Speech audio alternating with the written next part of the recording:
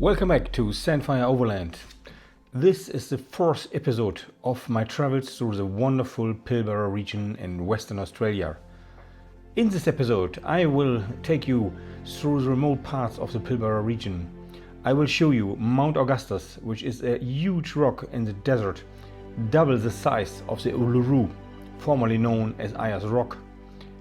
I will share with you why I had to stop my attempt to tackle the Kennedy Ranges. And then I will take you to the coast and show you the natural beauty of the Shark Bay area. And last but not least, I will take you to Dirk Hartog Island, one of the best kept secrets of Western Australia.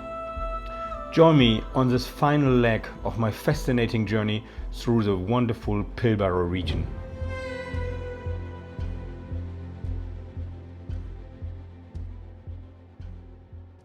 This morning I left Magic Pool relatively early. 7:30 I was on the trek, went to Parabudu to fuel up and get a coffee, and then continued my journey. I'm now just entering the Ashburton Downs Road, which is an unsealed road, shortly after Parabudu, taking me to Mount Augustus. It's 300 something kilometers, and since it's unsealed it will take probably 5-6 hours. I hope the landscape will be a bit interesting so that I can enjoy the long ride to Mount Augustus. So here I am at the campsite at Mount Augustus. It was a long drive from Magic Pool. It took me altogether more than 8 hours, and I think I had maybe a maximum 1 hour break in between. Quite a journey. I didn't do any filming after Parabudu because the landscape was dead boring. Originally, I planned to stay overnight somewhere because when I looked at the maps when preparing for the trip, I thought that the landscape might be quite interesting and it would be worthwhile spending a night somewhere there in the mountains. But I don't know what I saw there, but when I drove through it, it was absolutely boring, so no need and to stop there. Actually, it wouldn't make sense to stop there, and therefore I decided to drive through to Mount Augustus here at the bottom of the mountain. Spend 2 nights here now instead, clean myself up, clean the car up a little bit, do some work, also do a little bit of work on the car before I then continue the journey to the Kennedy Ranges. But first of all, tomorrow I will explore a bit Mount Augustus and see what that has to offer.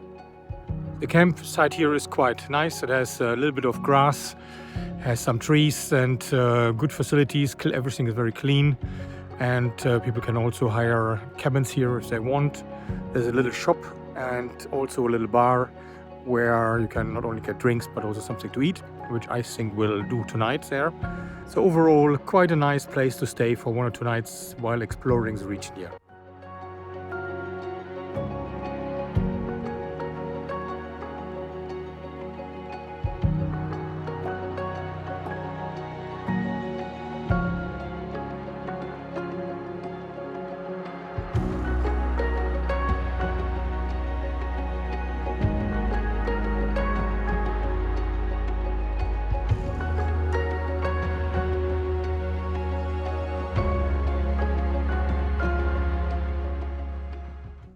The interesting thing is about Mount Augustus, it's significantly bigger than Uluru, formerly known as Ayers Rock, but it is of course much less known and less popular.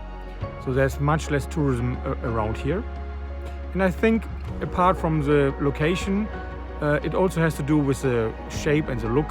If you have been to Uluru or if you remember the pictures of Uluru, it is quite significantly standing out of the landscape. Here with Mount Augustus, it's not as spectacular. So I think there is a reason why Uluru is more popular, even though it is much smaller. After the beautiful evening at Mount Augustus, I hit the road very early the next morning. It was again a very long day on a dirt road through cattle country. So here I am at the entry into the Kennedy Ranges. The ride from Mount Augustus was quite smooth. and I had a little coffee and something to eat at the local petrol station here in Gascoyne Junction. Fueled up, and now I'm ready to enter the Kennedy Ranges. There's a big warning sign here, making sure that nobody enters this area unprepared, because it's a serious outback. And I checked all the boxes basically, and I will now start my trip. But before I do that, of course, I will air down my tires and then continue.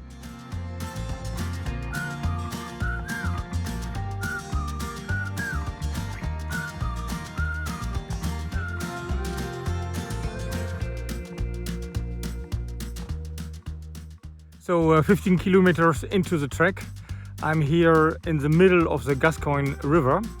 Quite honestly, I was a little bit concerned that there would be too much water and too soft ground, as I'm traveling on my own and have nobody to pull me out if I get stuck. But look at this, there's no water at all. The mighty Gascoyne River is completely dry. And it's, I think, not unusual at this time of the year, in mid-September, the end of the dry season. But this river can be quite big. And if you look at it from the top, you see how wide it is and can be.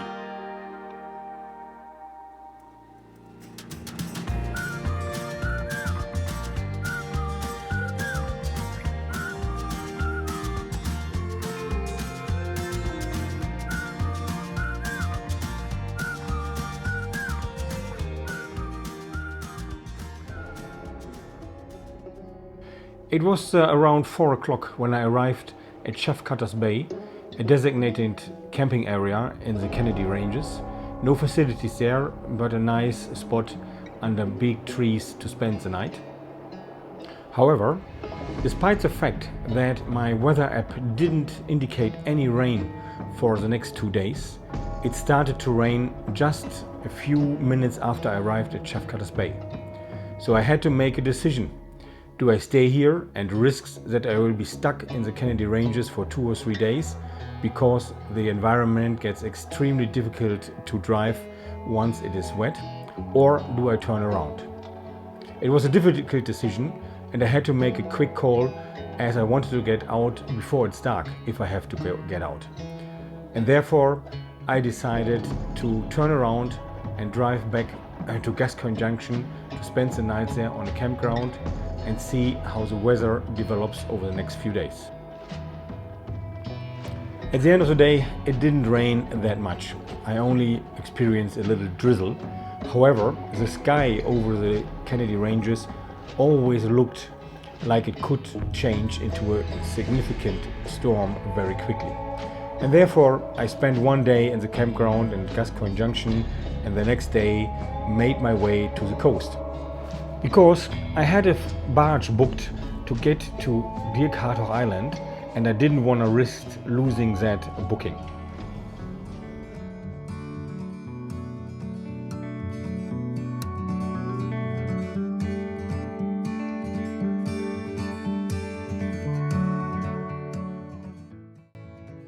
One of the many natural wonders of the Shark Bay area is Shell Beach. It is a beach that is not made from sand, but it is actually made from billions of little shells. These shells are very special to the area and grow in the highly salty lagoon. Little Lagoon and Shell Beach were great, but then it was time to find the trek to Steep Point, as I had to catch the ferry the next morning. And I still had 4 or 5 hours of drive in front of me.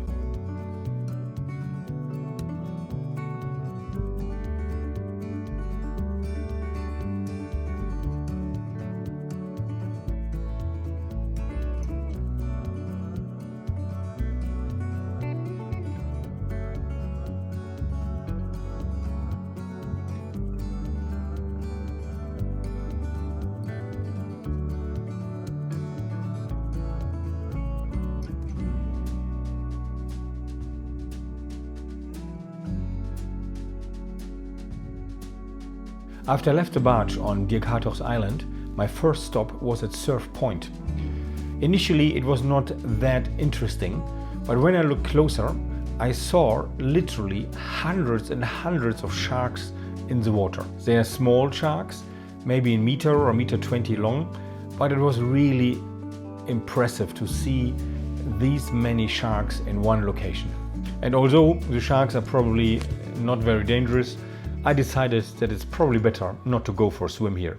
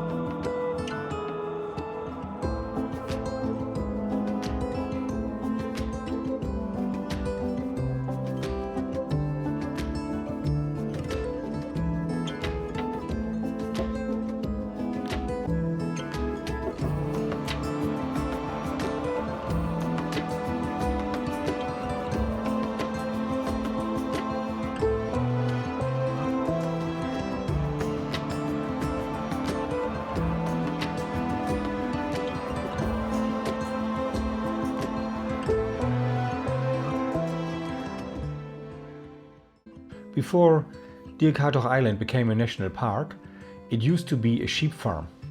Today there are no sheep anymore on the island, and the former homestead has been converted into a high-end accommodation and a campground directly on the beach.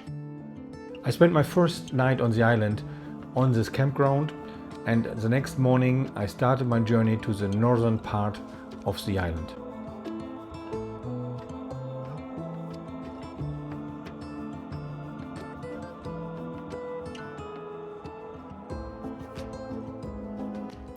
During my drive to the north, I passed the relics of the former sheep station.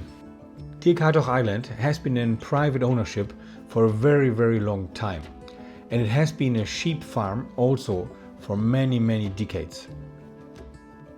The problem was that the sheep have overgrazed the island and have destroyed the ecosystems. So sheep farming was stopped at one point, and a very ambitious natural recovery program was started. It has been named Return to 1616. The idea behind this program is to bring the island back to the status it had at the time the first Europeans arrived on the island in 1616. It is a very ambitious program, but first important steps have been made, but it's still a long way to go.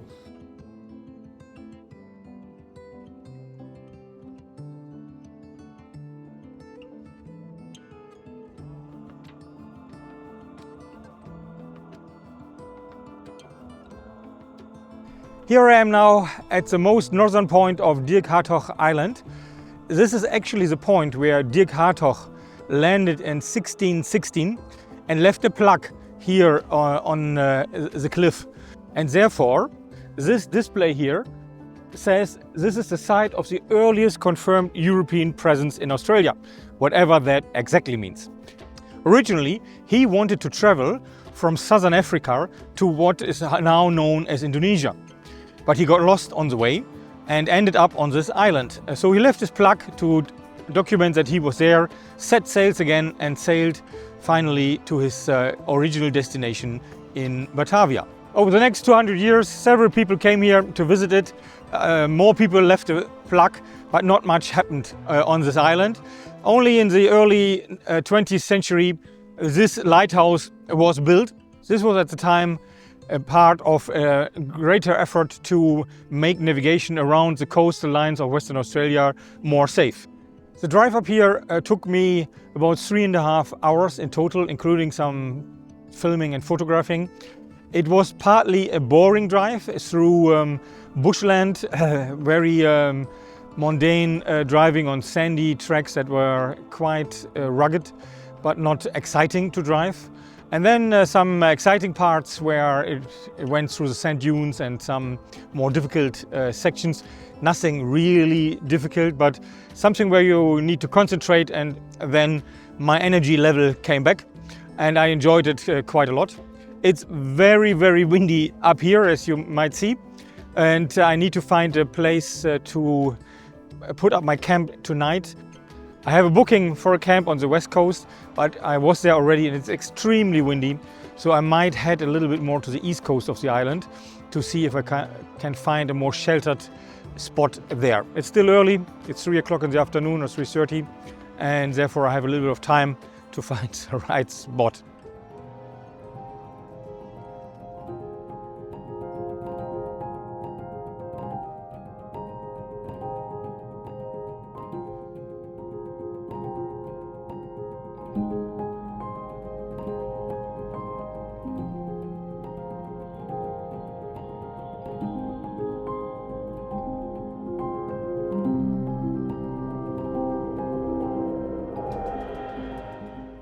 The spot I finally decided to spend the night was a beautiful one on top of a dune overlooking the Indian Ocean.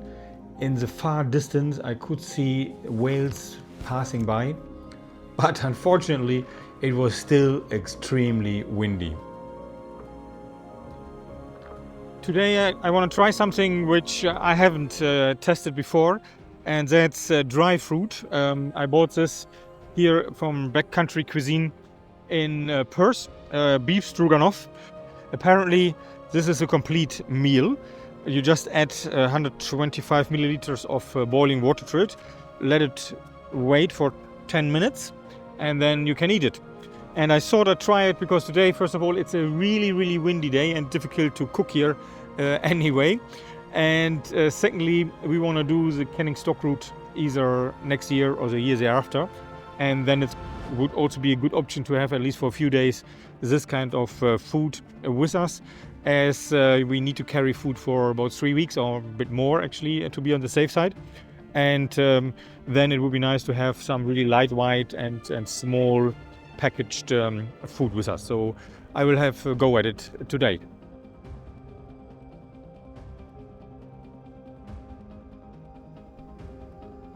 That's it. Not bad. Not bad at all. Maybe I could have waited for a few more minutes to make it a bit softer. But actually, I think it's quite a good solution for longer trips from time to time if you don't want to cook. And certainly that's something which appeals to me, that after a long day of driving, when we have been in the car for 8-10 hours or something like this, the last thing we want to do is cook a big meal. And sometimes so this could be a nice help. It's not cheap, this stuff, so you wouldn't do it for every day. And but I think that from time to time it's fine.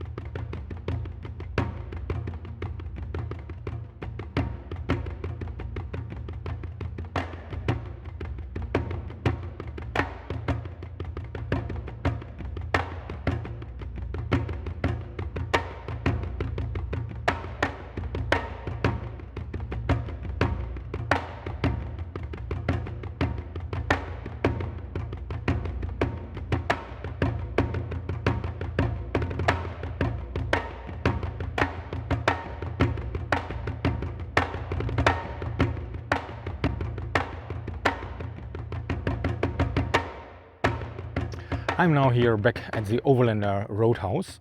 It was a really, really nice trip to Dirk Hartog Island. I saw a lot of sharks in the water. I saw whales far out in the water. I saw a beautiful coastline, and I learned quite a bit about the island. Here at the Overlander Roadhouse, I refueled completely 5 days ago, and then went onto the journey. Overall, I drove 600 kilometers, quite precisely, from here to the island, on the island and back. And on this 600 kilometers, I used 120 liters of fuel. You have to keep in mind that there is no petrol station between here and Dirk Hartog Island, and also on the island there's no diesel or fuel or petrol available. So you have to bring everything yourself. and be prepared to cover quite a distance. To give you a reference, with the 120 liters I used, so it was 20 liters per 100 kilometers. On a normal tar road, if I go constantly 110 on a long distance, I use usually 15 liters diesel per 100 kilometers. So it's quite a bit more, and I already tried to save fuel when I was on the island because I was unsure about how long it will last. So depending on your setup, you might want to bring 1 or 2 jerry cans just to be on the safe side.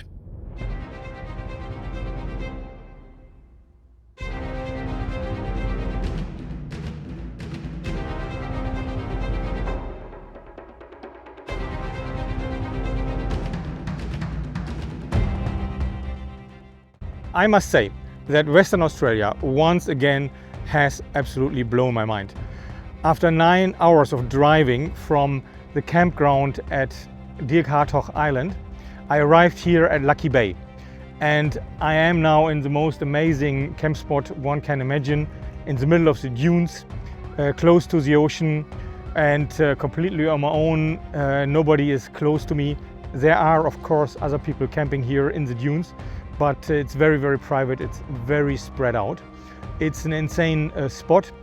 It is managed by, I think, the Department of Biodiversity.